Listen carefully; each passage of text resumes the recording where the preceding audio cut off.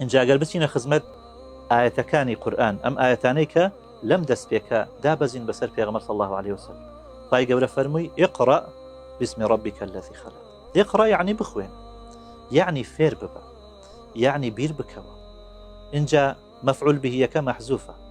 اقرأ فعل أمر فاعلەکەی أنت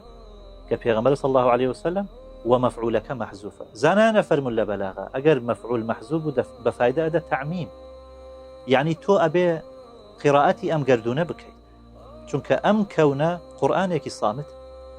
ئەبێ قراءەتی قورئان بکەیت چونکە کەونێکی ناطق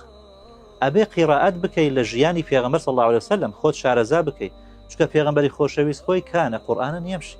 قورئانێک بوو دەڕۆیشت چونکە قورئانەکەی تەطبیقەکە بخوێنە باشە چی بخوێنن ئێمە ئێستا خوێندەکان گەلێک زۆر ئێستا ئەوەی بە ڕۆژێکە چاپ ئەکرێت لە کتێبەکانە ئەگەر هەر یەک لە ئێمە بمانەوێ ئەوەی چاپ کراوە ئەمڕۆ بخوێنینەوە 200 ساڵمان پێویستە کەواتە چی ئەخوێنین ئەبێ ئەم شتە بخوێنن کە بەرەو ئیمانت ئەبە ئەم شتە بخوێنن کە بەرەو خواناسیت ئەبە چونکە لە ڕاستیدا عیلم ئەو کاتی پێدەگوتێ عیلم کە بتگەینیتە ئیمان ئەو کاتی پێگوتێ عیلم کە هانت بدە لە بۆ چاکە ڕێگریت بکە لە خراپە ئەجینا ئەگەر عیلمێک هیچ گۆڕانکاریەک بەسەر هەڵسوکەوتت دانەهێنی ئەمە تەنها پێگوتێ زەکا و پێگوتێ سەقافەت و ڕۆشنبیری ئەمە پێی ناگوتێ عیلم اقرأ باسم ربك الذي خلق ئەمە پێدەگوتێ قراءەتی بەحث و ئیمان ئەبێ لێ بکۆڵینەوە ئەبێ بیر بکەینەوە تا ئەگەینە ئیمان بۆیە خوا سبحانه وتعالى فەرمێ بە ناوی پەروەردگاری خۆت بخوێنە ئەو پەروەردگارەی کە خەلق دروستی کردووە لێرەشەوە ئەفەرمێ دروستی کردووە بۆی هەموو دروستکراوەکانی خوا بینیتە بەرچاوت بەڵام ئێمە لەوانەیە هەمومان نەتوانین بیر لە هەموو دروستکراوەکانی خوا بکەین چونکە گەلێکیان دوورن لە ئێمە ئێستا ئەستێرەی وا هەیە 50 ملیۆن ساڵ ئەگەر ئێمە بڕۆین ئەو جار ئەگەر پێی بکەین چۆن ئەم ئەستێرە ببینین لە کاتێکدا کە مەرکەبەی فەضائیمان نەبی لە کاتێکدا کە نەتوانین بە تیارە بڕۆین بۆ ئەم گەردونە ببینین تەماشای ئەم ئەرزە بکەین بۆیە خوا سبحانه وتعالى ئاسانی کردووە بۆ ئێمە ئەفەرمێ خەلق الئینسان من علق تۆ ناتوانی بیر لەم بوونەوەرە بکەیتەوە کە دوورە لە تۆ بەڵام خۆ ئەتوانی بیر لە خۆت بکەیتەوە ئەو خودایی کە تۆی دروست کردووە لە علق کە هەمومان ئەزانین ئەساسی ئێمە لە نوتفەیەکە تۆ بیر بکەوە ئەم نوتفەیە ئەم هەموو حیوان منەویە باشە لەگەر بۆیضەیەک هێلکۆکەیەک چۆن خوای گەورە تەلقی هەیە وەرە بیر لە ئەتوارەکانی خۆت بکەوە مەراحیلی ژیانی خۆت بکەوە بیر لە جەسەدی خۆت بکەوە فی ئەنفوسیکم ئەفەلا تبصیرون بۆ بیر لە خۆتان ناکەنەوە تۆ بیر بکەوە ئەگەر ئەو مووەی کە بە سەرمان وایە ئەگەر حساس بە هەستی هەبە ئەزانی دەبی هەر یەک لە ئێمە ئەگەر بمانویستوا بچینە حەلق پرسی خۆمان چا بکەین ئەبێ بەنجی عاممان وەرگرتە بە ئەگەر نەمانەتوانی هەستمان بە ئازار کردبە باشە تۆ بیر لەوەی بکەوە لە چاوەکانت لە گوێیەکانت ئەلەم نەجعل له عینین ولیسانا وشفتین وهدیناه النجدین بۆیە ئەم قراءەتە زۆر مهمە کە پێگوتێ قراءەتی بەحث و ئیمان لێکۆڵینەوە تا ئیمان دەین دواتر خوا فەرمێ اقرأ وربك الأكرم بخوێنە پەروەردگارت زۆر بەڕێزە زۆر سەخیە یعنی پاشی ئەمە ئەبێ ئێمە قراءەتی چی بکەین قراءەتی شکر و عیرفان ئەبێ شتەکان کە تەماشا ئەکەین دروستکراوەکانی خوا سبحانه وتعالى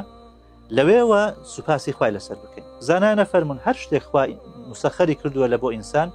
بە دوو شێواز تەسخیری کردووە تەسخیری تعریف لەگەر تەسخیری تەشریف باشە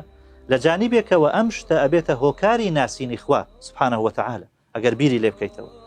و لە پاشان تەماشاکەی نعمەتێکی زۆر گەورەیە بۆیە خوا ڕێزی لە تۆ ناوە ئەم تعریفە ئەدگەینی بە ئیمان و ئەم تەشریفە ئەدگەینی بە شکرانە بژێری خوا سبحانه وتعالى هەر کاتێکیش ئێمە ئیمانمان هێنا و سوپاسی خوامان کرد سبحانه وتعالى ئەو کاتی غایە لە وجودی خۆمان جێبەجێ کردووە و ئەو کاتی خوای پەروەردگار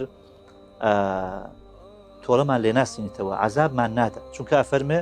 ما يفعل الله بعذابكم إن شكرتم وآمنتم خوای گەورە چی داوە لە عەزابی ئێوە ئەگەر سوپاسی خوا بکەن و ئەگەر ئیمان بێن بۆیە ئەم قراءەتەش زۆر مهمە قراءەتی سێمین کە هەر لەم ئاەتانەی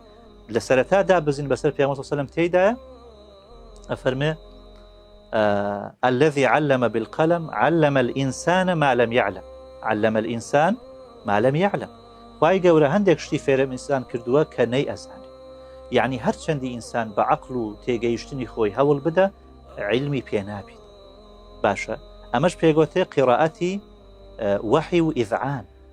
يعني قراءتي قرآن قراءتي سروشي خوا سبحانه وتعالى قراءتي ملكزبون لبو أمري خوا سبحانه وتعالى ئێستا کۆمەڵێک شتێ مثلا لە قەبر و لە قیامەت و لە بەهەشت و لە جەهەنەم ئێمە نازانین ئێمە چۆن بزانین نوێژ بکەین چۆن بزانین ڕۆژی بگرین چۆن بزانین ئەرکانەکانی ئیمان چەندن ئەرکانەکانی ئیسلام چەندن ئەگەر وحیمان لە بۆ نهێ بۆیە ئەم جۆرە قراءەتەش ئەبێ بکەین باشە و لە پاشی ئەمانە خوا سبحانه وتعالى ئاگادارمان کاتەوە لە قراءەتێکی تر کە زۆر خەتەرە کە ئەویش قراءەتی توغیانە قراءەتی سەرکەشبوونە کە فەرمێ کەلا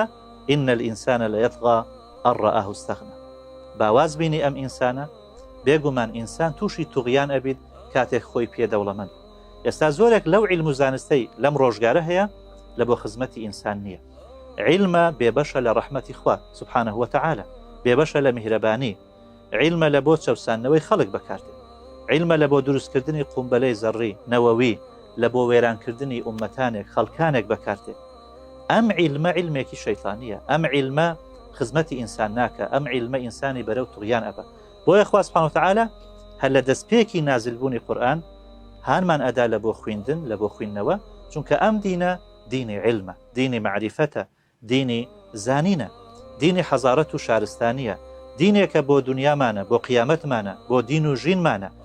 بەڵام لە هەمان کاتیش ئاگادارمان ئەکاتەوە کە خۆمان دوور بخەین لەو عیلمانێک کە لە مەسلحەت و بەرژەوەندی ئینساندانە